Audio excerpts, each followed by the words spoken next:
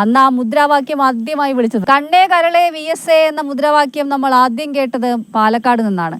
2001 മലമ്പുഴയിൽ മത്സരിക്കാനായി railway സ്റ്റേഷനിൽ വന്നിറങ്ങിയ VSനെ അന്നത്തെ യുവ നേതാക്കൾ SFIക്കാർ ഉൾപ്പെടെയുള്ളവർ സ്വീകരിച്ചത് ആ മുദ്രാവാക്യം വിളിച്ചാണ്. അന്ന് ആ മുദ്രാവാക്യം ആദ്യമായി വിളിച്ചത് അന്നത്തെ 18-കാരനായ ജിജിൻ മുണ്ടൂരാണ്.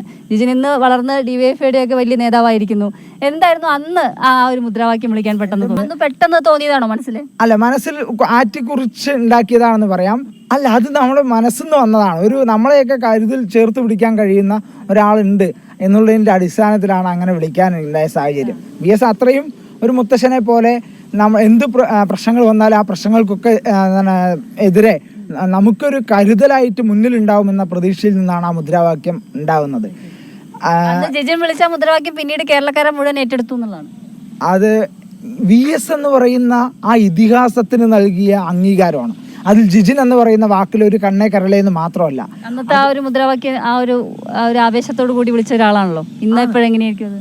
ഇന്ന് എനിക്ക് എൻ്റെ ആ മുദ്രാവാക്യം ഇന്ന് കേരളം മുഴുവൻ അല്ലെങ്കിൽ ലോകം മുഴുവൻ വിളിക്കുന്നു എന്ന് പറയുമ്പോൾ ഞാൻ VS എന്ന് പറയുന്ന ആ വലിയ മനുഷ്യനെ ബഹുമാനിക്കുകയും അത്രമാത്രം പിതൃല്ല അത്ര മാത്രം നമ്മൾ പ്രതീക്ഷയോടെ നിൽക്കുന്നത്. VS എന്ന് പറയുന്ന ആ നേതാവിനെ അനീതിക്കെതിരെ ശബ്ദിക്കുമ്പോൾ അദ്ദേഹം കണ്ണേ കരളാണ്, എൻ്റെ മുത്തശ്ശനാണ്.